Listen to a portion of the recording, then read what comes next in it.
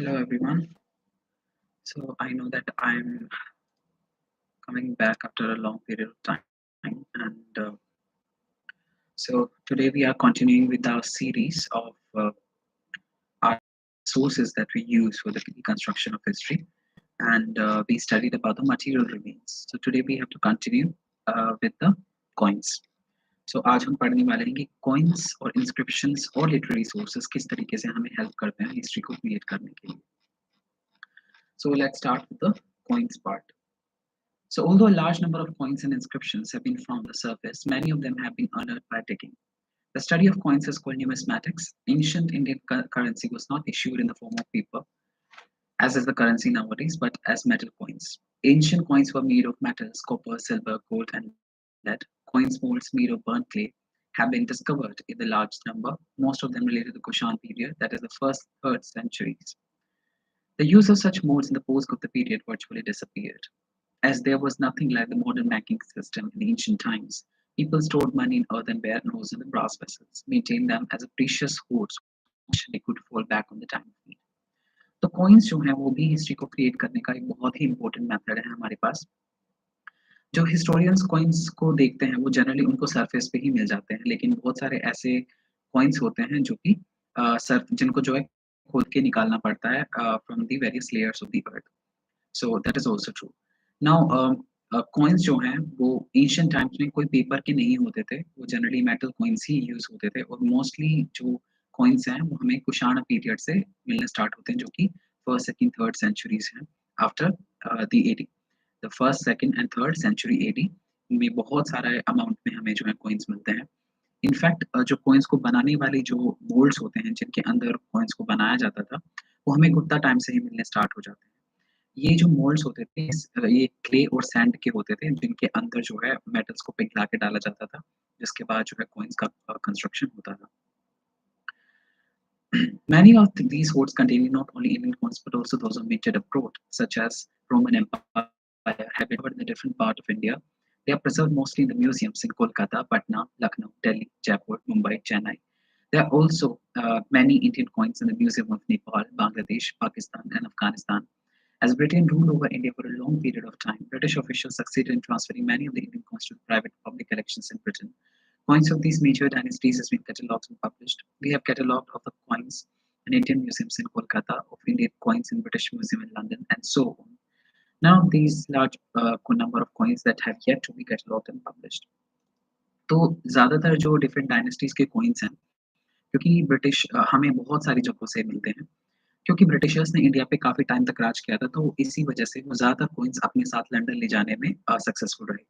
लेकिन इसके बावजूद भी बहुत सारे कॉइन्स हमारे इंडिया की भी म्यूजियम्स में हैं, जैसे कि Kolkata museum, then we have Delhi Museum also. We also have these old coins in these museums also. But most of them are, as we have talked earlier, that most of these coins is being taken by the Britishers to their homeland, that is Britain, and today they are in London Museum.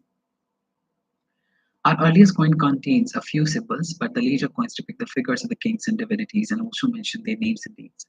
The areas where they are found indicate the region of their collection. They had enabled us to reconstruct the history of the several ruling dynasties, especially the Indo-Greeks who came to India from the Afghanistan, ruled here in the 2nd and the 1st centuries BC. As the coins were used for various purposes such as donations, a mode of payment, and a medium of exchange, we throw considerable light on the economic histories. Some coins were issued by the guilds of the merchants and goldsmiths with the permission of the ruler. This shows that the crafts and commerce had become important. Coins held transactions on large scales and contributed to trade. The largest number of the Indian coins date to the post-modern period. These were made of lead, cotton, copper, bronze, silver, and gold. The Gupta issued the largest number of gold coins. All this indicates that the trade and commerce flourished, especially in the post-Mauryan period and good part of the period. However, only a few coins belonging to the post-Gupta period have been found, which indicates the decline in the trade and commerce in that period. तो हम क्या देखते हैं कि जो coins हैं वो जो है कई पर्पसेस के लिए जो है बनाए जा रहे थे. कुछ जो है डोनेशन के लिए बनाए जाते थे, कुछ पेमेंट्स के लिए बनाए जाते थे, कुछ हमें पता है कि मीडियम ऑफ एक्सचेंज की तरीके से यूज होते हैं, जैसे कि आज यूज होते हैं. उस टाइम पे केवल राजा ही ऐसा नहीं था कि अपने सिक्के चला सकता है. we will study in the later chapters about Shreni skills. कुछ आर्टिजन्स और क्राफ्टमैन्स होते थे जो कि अपना ग्रुप बना लेते थे अपने इंटरेस्ट को प्रोटेक्ट करने के लिए. तो इनको गिल्ड और शेडिंग कहा जाता था। तो ये बहुत ही धनी व्यापारियों का ग्रुप होता था। तो इनके पास भी पावर होती थी कि अपनी श्रेणीज़ की जो है कॉइन्स चला सकते थे। अ, जो कॉइन्स थे वो ट्रांज़ैक्शंस यानी कि बिज़नेस और व्यापार करने में काफ़ी हेल्प करते थे। तो शुरुआती दौर में जो कॉइन्स हैं, सबसे ज़्यादा जो नंबर में हमें मिलते हैं, वो पोस्ट मॉडर्न पीरियड में मिलते हैं, जिससे कि हमें जो कि ज़्यादातर लेड सीसे को बोलते हैं, protein, copper, bronze, silver and gold, तो इन सब के वो बने होते थे। गुप्ताज़ जो हैं उन्होंने बहुत ही ज़्यादा अमाउंट में गोल्ड के सिक्के चलाए, जिससे कि ये पता चलता है कि गुप्ता पीरियड में जो ट्रेड और कॉमर्स है वो काफ़ी फल-फूल रहा था। ऑन द अदर हैंड जब हम पोस्ट गुप्ता पीरियड की बात करते हैं तो उस टाइम पे हमारे पास जो सिक्के हैं, उनकी मात्राएँ कम हो जाती है, जो कि अगेन इस चीज़ का सूचक हो सकता है कि उस टाइम पे जो ट्रेड है, व्यापार है, वो कम हो रहा हो। Coins also portray kings and gods and contains religious symbols and legends, all of which throw light on the art and religion of that time. इसके अलावा जो कॉइन्स पहले जो शुरुआती दौर के कॉइन्स हैं, उन पे जनरली कोई सिंबल्स वगैरह होते थे, लेकिन बाद के जो कॉइन्स हैं, उन पे राजाओं के नाम, इनफैक्ट वो डेट्स भी मेंशन हैं, जिनमें वो कॉइन्स को इश्यू किया गया था। So that's why it becomes very important for us. Coins जो हैं वो राजाओं के नाम और कई बार ऐसा एक उस टाइम पे भोग में था कि राजा जो है अपने एक साइड पे अपनी पिक्चर जो है चित्रित करवाते थे और पीछे की साइड जो है वो किसी देवता की जो पिक्चर है वो मतलब चित्रित करवाते थे, ताकि वो अपने आप को उस देवता के समान जो है बता सके। और ये हिस्ट्री में कई बार हुआ है।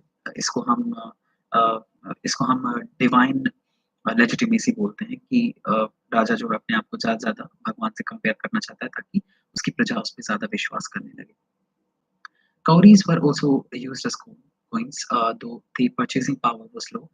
They appear in substantial number in post-Gupta period, but many have been used earlier. तो कौड़ियाँ जो हैं छोटे डिनोमिनेशन के कॉइन्स को बोला जाता था। ये भी बाद में बहुत ज़्यादा यूज़ होने लगी, लेकिन पोस्ट गुप्ता पीरियड में ज़्यादातर नंबर में कौड़ीज़ ही हमें मिलते हैं, जिसका मतलब ये है कि उस टाइम का जो व्यापार है वो बहुत ही छोटे लेवल पे हो रहा है।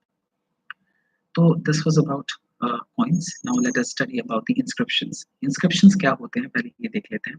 इंस्क्रिप्शंस हम शिलालेखों को बोलते हैं, ऐसी चीज़ें जो कि पत्थर पे उकेरी गई हैं। या तो राजा ने उसको करवाया होगा या फिर अगेन गिल्ड्स भी इस चीज़ को करा सकते हैं। So far more important than coins are inscriptions. Their study is called epigraphy, and the study of the old writings used in inscriptions and their old records is called paleography. Inscriptions were carved on seal, stone pillars, rocks, copper plates, temple walls, wooden tablets, bricks or images. तो कौन से कहीं ज़्यादा जो हमें information provide करते हैं वो इंस्क्रिप्शंस होती हैं, और इंस्क्रिप्शन एक बहुत ही इंपॉर्टेंट सोर्स माना जाता है हिस्ट्री को क्रिएट करने का।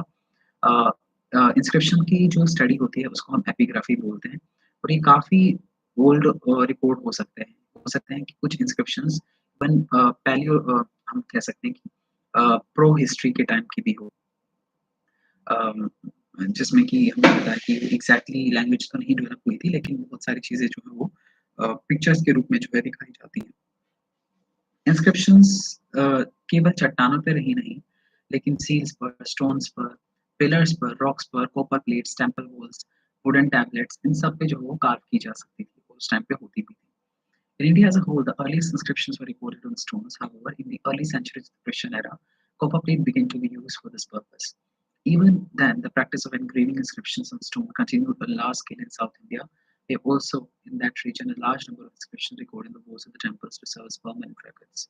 तो इंडिया में इंस्क्रिप्शंस बहुत ही ज़्यादा मात्रा में साउथ में भी यूज़ हुई हैं, जहाँ पे कॉपर प्लेट जो हम बोलते हैं कॉपर ताम्र होता है, यानी कि तांबा होता है, उसकी प्लेट्स पे जो है इंस्क्रिप्शंस को गिरा जाता था। इनफैक्ट साउथ इंडिया में एक बहुत ही इम्पोर्टेंट कल्चर जो है वो भोग में था। इसके ऊपर हम बोलते हैं कि टेम्पल जो है टेम्पल्स की वॉल्स पे इंस्क्रिप्शंस को लिखवाया जाता था, और ये एक तरीके से परमानेंटली वहाँ पर रहती थी, ताकि जिस भी राजा ने इसको कंस्ट्रक्ट करवाया है, जनरेशंस तक उसकी जो है ख्याति वहाँ पर मौजूद रहे। Like coins, inscriptions are also preserved in various museums in the country, but the largest number may be found in the office of the chief epigraphist at Mysore. Thus, inscriptions were written in Prakrit in 3rd century BC. Sanskrit was adopted as an epigraphic medium in the 2nd century AD. Its use became widespread in the 4th and 5th century. But even then, Prakrit continued to be used. Inscriptions began to be composed in regional languages. In the 9th and the 10th century, most inscriptions bearing on history of the Mauryan, post-Mauryan Gupta period have been published in series of collections called uh, Corpus Inscriptionum Indicarum. but not many inscriptions of the post-Gupta period in such inscriptions have been published. Still, over 50,000 inscriptions, mostly of South India, await publication. The Harappan inscriptions, which await decipherment, seems to have been written in the pictographical script in which ideas and objects were expressed in the form of pictures. Most Ashokan inscriptions were engraved in the Brahmi script, which were written from left to right, but some were also inside in the Kharoshthi script, which were written from right to left. However, the Brahmi script prevailed virtually all over India except in the northwestern part. Greek and Aramic scripts were employed in the writing. Ashokan inscriptions in Pakistan, Afghanistan, but Brahmi continues to be main script till the end of the Gupta times. The epigraphs can decipher most Indian inscriptions up to about 7th century. It has mastered Brahmi and its variations, but subsequently we notice strong regional variations in the script. तो हम यहाँ पे क्या देखते हैं कि India में जो इंस्क्रिप्शंस है बहुत ज़्यादा नंबर में है।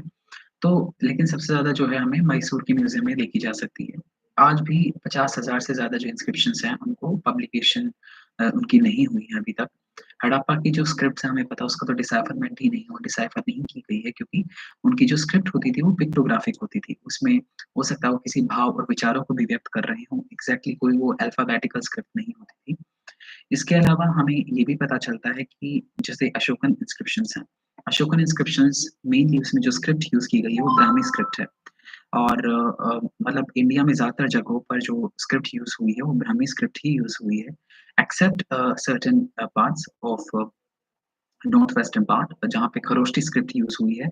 और अगर हम अफ़गानिस्तान और बलूचिस्तान वगैरह के रीजन और पाकिस्तान के रीजन्स की बात करें, तो वहाँ पे ग्रीक्स और अरामिक स्क्रिप्ट्स भी यूज़ हुई हैं। ब्राह्मी स्क्रिप्ट को जो है डिसाइफर कर लिया गया है, इसी वजह से हमें बहुत सारी चीज़ें, बहुत सारी हिस्ट्रीज़ उस टाइम की पता है एंड लेकिन 4th टू 5th सेंचुरी आते-आते जो ब्राह्मी स्क्रिप्ट है, उसके अंदर भी काफ़ी सारी रीजनल वेरिएशंस और डायलेक्ट्स आने लगी, जिससे की वजह से उसमें भी उसको भी डिसाइफर करने में काफ़ी डिफ़िकल्टी हिस्टोरियंस को फेस करनी पड़ती है। Inscriptions found in seals of Harappa belong to about 2500 BC, are considered symbolic by some scholars. For Indian history, the earliest deciphered inscriptions are Iranian.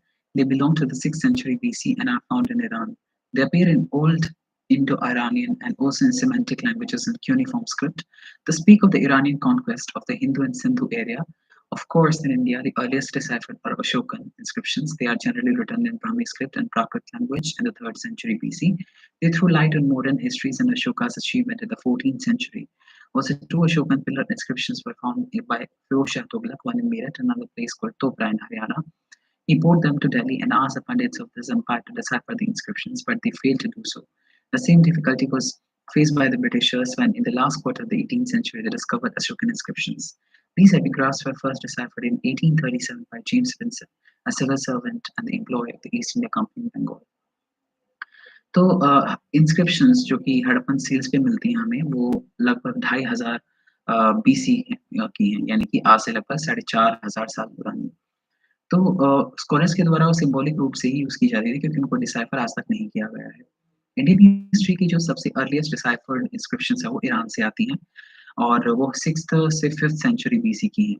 Okay, वो ओल्ड इंडो ईरान जो कि semantic languages बोली जाती है cuneiform जैसे Mesopotamia में मिलती है, उस तरीके की वो इंस्क्रिप्शंस हैं।